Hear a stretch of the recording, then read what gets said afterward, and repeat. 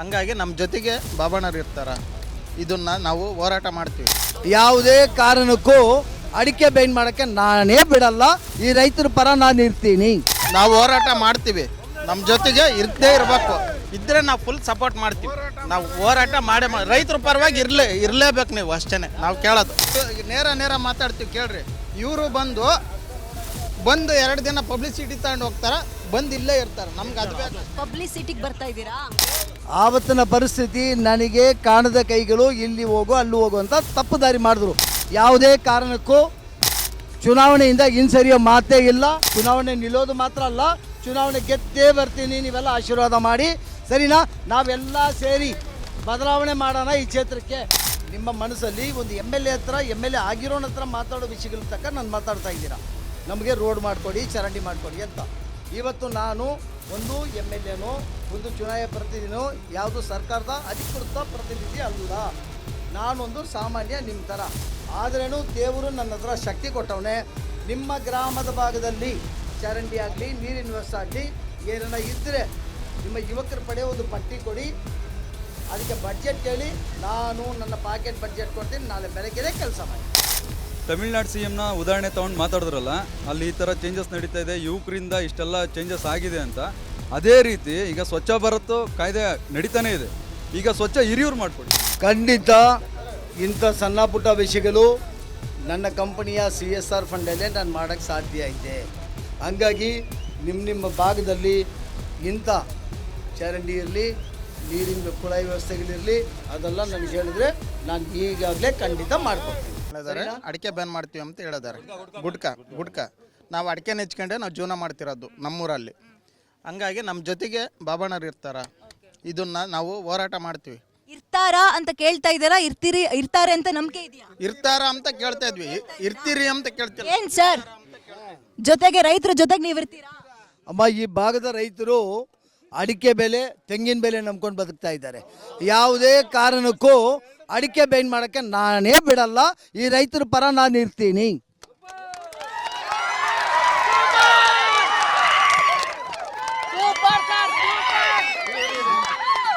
ನಾವು ಹೋರಾಟ ಮಾಡ್ತೀವಿ, ನಮ್ಮ ಜೊತೆಗೆ ಇರದೇ ಇರಬೇಕು.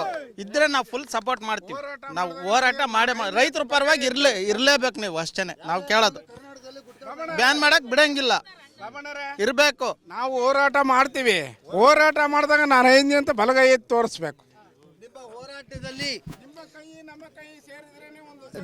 ಜನ ವಿರೋಧಿ ನೀತಿ ಸರ್ಕಾರ ಯಾವುದೇ ತಗೊಂಡು ಬಂದರೆ ಕೂಡ ರೈತರ ವಿರೋಧ, ಜನರ ವಿರೋಧ ಕೆಲಸಗಳು ಸರ್ಕಾರಗಳು ಯಾವುದೇ ತಗೊಂಡು ಬಂದರೆ ನಾನು ನಿಮ್ಮ ಪರ, ನಿಮ್ಮ ಜೊತೆಯಲ್ಲಿ, ನಿಮ್ಮಲ್ಲಿ ಒಬ್ಬನಾಗಿ ಇರ್ತೀನಿ. ಚಪ್ಪಾಳೆ ಹೊಡಿಬೇಕು. ಈ ಥರ ಚಪ್ಪಾಳೆ ಹೊಡೆದಾಗಲೇ ಬರಬೇಕು. ಎರಡು ಕೈ ಸೇರಿದ್ರೇನೆ. ಮೇಡಮ್, ನಾವು ಹಿರಿಯೂರು ತಾಲೂಕಲ್ಲಿದ್ದು, ಹಿರಿಯೂರು ತಾಲೂಕಲ್ಲೇ ಡ್ಯಾಮ್ ಇದ್ದು, ಹಿರಿಯೂರಿಗೆ ನೀರಿಲ್ಲ. ಫಸ್ಟ್ ಅದನ್ನ ಮಾಡಲಿ. ರೋಡ್ಗಿನ ಇಂಪಾರ್ಟೆಂಟ್ ನಮಗೆ ನೀರು. ಎಲ್ಲ ಹಳ್ಳಿಗಳಿಗೂ, ಕೆರೆಗಳಿಗೂ ನೀರು ತುಂಬ. ಏನ್ ಸರ್ ನಿಮ್ಮ ಹೆಸರು? ಗಜೇಂದ್ರ ಅಂತ. ನಾನು ಈ ಹಳ್ಳಿಗಿದೆ ಫಸ್ಟ್ ಟೈಮ್ ನಿಮ್ಮ ತಾಲೂಕಿಗೆ ಬಂದಿರೋದು. ನನಗೆ ಲಿಟ್ರಲಿ ಏನ್ ಅನ್ನಿಸ್ತು ಅಂದ್ರೆ, ಒಂದು 30-40 ವರ್ಷದ ಹಿಂದೆ ಹೋಗಿದ್ದೀರಿ ನೀವೆಲ್ಲ ಅಂತ, ಹಿಂದೆ ಇದೀರಾ ಅಂತ. ಇದೀವಿ. ನಿಮ್ಮ ಊರಲ್ಲಿ ಗಂಡು ಮಕ್ಳಿಗೆ ಹೆಣ್ಣು ಕೊಡ್ತಾ ಇಲ್ಲ, ಬಿಂದಿಗೆ ತಗೊಂಡು ಅಷ್ಟು ಕಿಲೋಮೀಟರ್ ಓಡಿಸ್ಬೇಕು. ಇಲ್ಲಿಲ್ಲ ಅಲ್ಲೂರಲ್ಲಿ ಇಲ್ಲ. ಚಾನಲ್ ಏರಿಯಾ ಇದು. ಬೇರೆ ಕಡೆ ಹೋದ್ರೆ, ನೀವು ಬೇರೆ ಕಡೆ ಹೋಗಿ ನೋಡಿ, ತೋಟ ಎಲ್ಲ ಒಣಗಿದೆ, ಕುಡಿಯಕ್ಕೆ ನೀರಿಲ್ಲ. ನಮ್ಮ ತಾಲೂಕಲ್ಲೇ ಡ್ಯಾಮ್ ಇಟ್ಕೊಂಡು ಮತ್ತೆ ಹೆಂಗ್ ಇಷ್ಟು ವರ್ಷ ನೀವು ಅಧಿಕಾರಗಳನ್ನು ಕೊಡ್ತಾ ಇದ್ರಿ? ಕೊಟ್ಟವ್ರಿಗೆ ಕೊಡ್ತಾ ಇದ್ರಿ ನೀವು? ದುಡ್ಡಿಗೂ ಅದಕ್ಕೂ ಇದ್ ಮಗರ್ ನಾವೇನ್ ಮಾಡಕ್ಕಾಗುತ್ತೆ? ಎಲ್ಲ ಇದನ್ನ ಮಾಡ್ತಾ ಇದಾರೆ ಮೇಡಮ್. ಈಗಲೂ ಬರ್ರಿ, ಒಂದು ರೋಡ್ಗಳಾಗಿಲ್ಲ. ನಿಮಗೆ ಏನಾದ್ರೂ ಪ್ರಶ್ನೆ ಇದ್ರೆ ನೀವು ಕೇಳ್ಬೋದು. ನಿಮ್ MLA ಆಗ್ಬೇಕು ಅಂತ ಕಂಟೆಸ್ಟ್ ಯಾರು ಮಾಡ್ತಾ ಇದಾರೆ? ಅವ್ರು ಇಲ್ಲೇ ಇದಾರೆ. ನಿಮ್ ಪ್ರಶ್ನೆ ಅಷ್ಟೇನೆ. ನಾವು ನೇರ ಮಾತಾಡ್ತೀವಿ ಕೇಳ್ರಿ. ಇವರು ಬಂದು 2 ದಿನ ಪಬ್ಲಿಸಿಟಿ ತಗೊಂಡು ಹೋಗ್ತಾರ, ಬಂದು ಇಲ್ಲೇ ಇರ್ತಾರೆ. ನಮ್ಗೆ ಅದು ಬೇಕು. ಪಬ್ಲಿಸಿಟಿಗೆ ಬರ್ತಾ ಇದ್ದೀರಾ? ಅಮ್ಮ, ನಮ್ಮ ಭಾಗದ ಜನರಿಗೆ, ಹಿರಿಯೂರು ಭಾಗದ ಜನರಿಗೆ ನನ್ನ ಮೇಲೆ ಒಂದು ಸಂಶಯ ಇದೆ. ಅದು ಏನಪ್ಪ ಅಂದರೆ, 2018ರಲ್ಲಿ ನಾನು ಬಂದೆ, ಕಂಟೆಸ್ಟ್ ಮಾಡಿಲ್ಲ. ಆವತ್ತಿನ ಪರಿಸ್ಥಿತಿ ನನಗೆ ಕಾಣದ ಕೈಗಳು ಇಲ್ಲಿ ಹೋಗು ಅಲ್ಲಿ ಹೋಗು ಅಂತ ತಪ್ಪು ದಾರಿ ಮಾಡಿದ್ರು. ಈ ಸತಿ ನನ್ನ ಹಿರಿಯೂರು ಜನ ಸಮುದಾಯ ಜೊತೆಯಲ್ಲಿ ನಾನು ಇರ್ತೀನಿ. ಯಾವುದೇ ಕಾರಣಕ್ಕೂ ಚುನಾವಣೆಯಿಂದ ಹಿಂಸರಿಯೋ ಮಾತೇ ಇಲ್ಲ.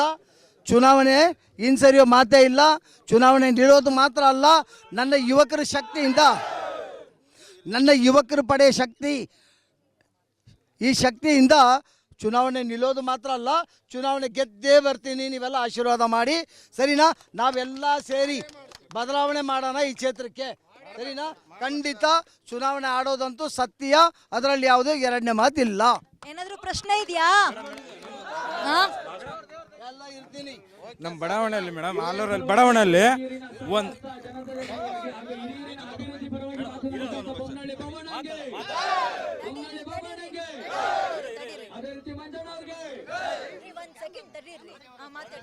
ಮೇಡಮ್ ಬಡಾವಣೆಯಲ್ಲಿ ಅರ್ಧ ರೋಡ್ ಆಗದ ಮೇಡಮ್. ಚರಂಡಿಗಳು ಒಂದು ಇಲ್ಲ. ಆ ಚರಂಡಿ ವ್ಯವಸ್ಥೆ ಮತ್ತು ರೋಡಿನ ವ್ಯವಸ್ಥೆ ನನ್ನನ್ನು ಕೇಳ್ಬೇಡಿ, ನಿಮ್ಮ ಭಾವಿ ಎಮ್.ಎಲ್.ಎ ಇಲ್ಲೇ ಇದ್ದಲ್ಲ. ಹೇಳ್ತಿದ್ವಲ್ಲ ಮೇಡಮ್, ಅವ್ರಿಗೆ ಹೇಳ್ತಿದ್ವಿ ಸರ್. ಅದೊಂದು ನೋಡು, ಇವತ್ತಿನ ಪರಿಸ್ಥಿತಿ, ನಾನೊಂದು MLA ಅಲ್ಲ, ಯುವಕರೇ ಸ್ವಲ್ಪ ಕೇಳಿ. ಇವತ್ತಿನ ಪರಿಸ್ಥಿತಿ, ನಾನು ಒಂದು MLAನೋ ಚುನಾಯಿತ ಪ್ರತಿನಿಧಿನೋ ಇಲ್ಲ. ನಾನು ಅರ್ಥ ಆಯ್ತಲ್ಲ? ನಾನು ಅದೆಲ್ಲ ಮಾಡೋಕ್ಕೆ ನಾನು ಒಂದು ಅಭ್ಯರ್ಥಿ ಕ್ಯಾಂಡಿಡೇಟು. ಆದ್ರೇನೂ ಸರಿ, ನೀವು ಯುವಕರು ನಿಮ್ಮ ಭಾಗದಲ್ಲಿ ಚರಂಡಿ ಆಗಲಿ, ನೀರಿನ ವ್ಯವಸ್ಥೆ ಆಗಲಿ ಏನಾದ್ರು ಇದ್ದರೆ ನನಗೆ ವರದಿ ಕೊಡಿ, ಅದಕ್ಕೆ ಬಡ್ಜೆಟ್ ಕೊಡ್ತೀನಿ. ನಾನು ನನ್ನ ಪಾಕೆಟಿಂದ ನಾಳೆ ಬೆಳಗ್ಗೆ ನೀವೇ ಕೆಲಸ ಮಾಡಿ. ಯಾಕಂದರೆ ನೀವು ಕೇಳ್ತಾ ಇರೋ ಪ್ರಶ್ನೆಗಳೆಲ್ಲ ಹೆಂಗಿದೆ ಅಂದರೆ, ಗೆದ್ದು ಬರೋ MLA ಇದೆಲ್ಲ ಹೇಳಿದ್ರೆ ಸರ್ಕಾರದ ಅನುದಾನದಿಂದ ತಗೊಂಡು ಬರ್ತಾನೆ. ಸರ್ ಸಾರಿ ಕೇಳಿ, ಅಂದ್ರೆ ನೀವೇನು ಹೇಳಕ್ ಹೊರಟಿದ್ದೀರಿ? ಗೆಲ್ಲೋಕ್ಕಿಂತ ಮುಂಚೆನೆ ನಾನು ಪ್ರಾಬ್ಲಮ್ ಸಾಲ್ವ್ ಮಾಡ್ತೀನಿ ಅಂತನಾ? ಅದೇ ನಾನು ಹೇಳ್ತಾ ಇರೋದು. ನಿಮ್ಮ ಮನಸ್ಸಲ್ಲಿ ಒಂದು MLA ಆಗಿರೋನ ಹತ್ರ ಮಾತಾಡೋ ವಿಷಯಗಳ ತಕ್ಕ ನಾನು ಮಾತಾಡ್ತಾ ಇದ್ದೀರಾ. ನಮಗೆ ರೋಡ್ ಮಾಡಿಕೊಡಿ, ಚರಂಡಿ ಮಾಡಿಕೊಡಿ ಅಂತ. ಇವತ್ತು ನಾನು ಒಂದು MLAನೋ ಒಂದು ಚುನಾಯಿತ ಪ್ರತಿನಿಧಿನೋ ಯಾವುದು ಸರ್ಕಾರದ ಅಧಿಕೃತ ಪ್ರತಿನಿಧಿ ಅಲ್ಲ. ನಾನೊಂದು ಸಾಮಾನ್ಯ ನಿಮ್ಮ ಥರ. ಆದ್ರೇನು ದೇವರು ನನ್ನ ಹತ್ರ ಶಕ್ತಿ ಕೊಟ್ಟವನೇ. ನಿಮ್ಮ ಗ್ರಾಮದ ಭಾಗದಲ್ಲಿ ಚರಂಡಿ ಆಗಲಿ, ನೀರಿನ ವ್ಯವಸ್ಥೆ ಆಗಲಿ ಏನಾರ ಇದ್ದರೆ ನಿಮ್ಮ ಯುವಕರ ಪಡೆ ಒಂದು ಪಟ್ಟಿ ಕೊಡಿ, ಅದಕ್ಕೆ ಬಡ್ಜೆಟ್ ಕೇಳಿ, ನಾನು ನನ್ನ ಪಾಕೆಟ್ ಬಡ್ಜೆಟ್ ಕೊಡ್ತೀನಿ, ನಾಳೆ ಬೆಳಗ್ಗೆನೇ ಕೆಲಸ ಮಾಡಿ. ಇದು ನನ್ನ ಪಾಕೆಟ್ ದುಡ್ಡು. ಅದೇ ಥರ ನನ್ನನ್ನು ಗೆಲ್ಲಿಸ್ಕೊಂಡ್ರೆ ಈ ಪ್ರಶ್ನೆ ನೀನು ಕೇಳೋ ಉದ್ದೇಶ ಇದೇ ಬರಲ್ಲ. ಅರ್ಥ ಆಯ್ತಲ್ಲ? ಆಯಾ ಕೆಲಸಗಳು ಅಲ್ಲಲ್ಲಿ ನಡೆಯೋ ವ್ಯವಸ್ಥೆ ನನ್ನದು. ಸರ್ ನೀವೇನು ಮಾಡಬೇಡ್ರಿ, ಇವನ್ ಮಾಡ್ಕೊಡ್ರಿ, ನಾವು ಆಮೇಲೆ ಮುಂದೆ ನಾವು ಮಾಡಿ ತೋರಿಸ್ತೀವಿ. ಇವತ್ತು ನಿಮ್ಮ ಗ್ರಾಮದಲ್ಲಿ ಏನೇನು ಪ್ರಾಬ್ಲಮ್ಸ್ ಇದೆಯೋ, ಸಣ್ಣ ಪುಟ್ಟ ಏನು ರೋಡು, ಚರಂಡಿ, ನೀರು, ಸರಿನಾ? ಅದು ಹೋಗೋದು ಮಾಡು, ಚರಂಡಿ ಕೆಲಸ ಮಾಡು. ಅದಕ್ಕೆ ಎಷ್ಟು ದುಡ್ಡು ಬೇಕೋ ಕೇಳು, ಪಟ್ಟಿ ಮಾಡ್ಕೊಂಡು ಬಾ. ಪಟ್ಟಿ ಮಾಡ್ಕೊಂಡು ಬಂದ್ರೆ ಆ ದುಡ್ಡು ನಾನೇ ಕೊಟ್ಟು ನನ್ನ ಸ್ವಂತ ದುಡ್ಡಲ್ಲಿ ಮಾಡಿಸ್ಕೊಡ್ತೀನಿ, ಸರಿನಾ? ಅದು ನಾಳೆನೇ ಮಾಡು. ಇದಾಗಿದ್ಮೇಲೆ ಕ್ರಿಕೆಟ್ ನಿಮ್ಮ ಕ್ರೀಡಾಂಗಣ ಆಗಿದ ಮೇಲೆ ಪಟ್ಟಿ ಮಾಡು, ಈ ವಾರದಲ್ಲೇ ನಾನು ಮಾಡಿಕೊಡ್ತೀನಿ, ಸರಿನಾ? ಓಕೆ.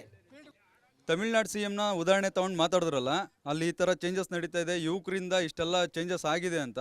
ಅದೇ ರೀತಿ ಈಗ ಸ್ವಚ್ಛ ಭಾರತ್ ಕಾಯ್ದೆ ನಡೀತಾನೆ ಇದೆ. ಈಗ ಸ್ವಚ್ಛ ಹಿರಿಯೂರು ಮಾಡಿಕೊಡಿ. ನಮಗೆ ಯಾವುದೇ ಒಂದು ರೋಡ್ ಆಗಿರ್ಬೋದು, ಹಿರಿಯೂರಲ್ಲಿ ಸಿಟಿ ಕಂಪ್ಲೀಟ್ ಆಗೋವರೆಗೂ ಒಂದು ಹಳ್ಳಿ ಆಗಿರ್ಬೋದು, ಹಿರಿಯೂರು ತಾಲೂಕಿರೋ ಪ್ರತಿಯೊಂದು ಹಳ್ಳಿನೂ ಸ್ವಚ್ಛತೆ ಮಾಡಿಕೊಡಿ. ಯಾಕಂದರೆ ಇವತ್ತಿನ ದಿನ ಕಾಯಿಲೆ ಕಷಲೆ ಬರ್ತಾ ಇರೋದು ಕ್ಲೀನಿಂಗ್ ಇಲ್ಲ ಅಂತಾನೆ. ಒಂದು ಹೋಟ್ಲಾಗಿರ್ಬೋದು, ನಮ್ಮ ಹಿರಿಯೂರು ತಾಲೂಕಲ್ಲಿ ಯಾವುದೇ ಒಂದು ಹೋಟ್ಲಲ್ಲಿ ಹೈಜಿನಿಕ್ಕು ಫುಡ್ ಸಿಗ್ತಾ ಇಲ್ಲ. ಅದಕ್ಕೆ ಏನು ಆಫೀಸರ್ಸ್ ಇದ್ದಾರೋ ಅವ್ರಿಗೊಂದು ಏನೋ ಒಂದು ಸೂಚನೆ ಕೊಡೋದು, ಈ ಥರದ್ದೆಲ್ಲ ಮಾಡಿಕೊಡಿ. ನಮ್ಮ ಹಿರಿಯೂರು ಸಿಟಿ ಗೌರ್ಮೆಂಟ್ ಏನು ಹಾಸ್ಪಿಟ್ಲ್ ಇದೆಯೋ ಅಲ್ಲಿಗೆ ರೋಗಿ ಕಮ್ಮಿ ಆದಷ್ಟು ನಾವು ಚೆನ್ನಾಗಿರ್ತೀವಿ, ನಮ್ಮ ಹಿರಿಯೂರು ತಾಲೂಕು ಜನತೆ ಚೆನ್ನಾಗಿರುತ್ತೆ. ಅಲ್ಲ, ಇಲ್ಲಿ ತನಕ ಮಿನಿಸ್ಟ್ರ್ ಇದ್ರಲ್ಲ, ಯಾರು ಕೇಳಲೇ ಇಲ್ವಾ ನೀವುಗಳು? ಮೇಡಮ್ ಕೇಳಿದ್ದೀವಿ, ಕೆಲವೊಂದು ಟೈಮಲ್ಲಿ ಮಾಡ್ಕೊಡೋಕ್ಕಾಗುತ್ತೆ, ಕೆಲವೊಂದು ಮಾಡ್ಕೊಡೋಕ್ಕಾಗಲ್ಲ. ಇವ್ರು ಈಗ ಬಂದು ಒಂದು ಭರವಸೆ ಕೊಡ್ತಿದ್ದಾರೆ. ನಾವು ಕೇಳ್ತಾ ಇರೋದು ನಮ್ಮಿಂದ, ಈಗ ನಾವು ಬಡವ್ರನ್ನ ಏನು ಎತ್ಕೊಂಡ್ ಬರಬೇಕು ಅಂತ ಅಣ್ಣವ್ರು ಹೇಳಿದ್ರು, ಆ ಬಡವ್ರನ್ನ ಆರೋಗ್ಯ ಕಾಪಾಡಿದ್ರೆ ಅದಕ್ಕಿಂತ ದೊಡ್ಡ ಕೆಲಸ ಬೇರೆದಿಲ್ಲ. ಅದೊಂದು ನಾನು ಕೇಳ್ತಾ ಇದ್ದೀನಿ, ಅದೊಂದು ಮಾಡಿಕೊಡಿ. ಖಂಡಿತ ಇಂಥ ಸಣ್ಣ ಪುಟ್ಟ ವಿಷಯಗಳು ನನ್ನ ಕಂಪನಿಯ CSR ಫಂಡಲ್ಲೇ ನಾನು ಮಾಡೋಕ್ಕೆ ಸಾಧ್ಯ ಇದೆ. ಹಂಗಾಗಿ ನಿಮ್ಮ ಭಾಗದಲ್ಲಿ ಇಂಥ ಚರಂಡಿ ಇರಲಿ, ನೀರಿನ ಕುಳಾಯಿ ವ್ಯವಸ್ಥೆಗಳಿರಲಿ, ಅದೆಲ್ಲ ನನಗೆ ಹೇಳಿದ್ರೆ ನಾನು ಈಗಾಗಲೇ ಖಂಡಿತ ಮಾಡಿಕೊಡ್ತೀನಿ, ಸರಿನಾ? ಓಕೆ.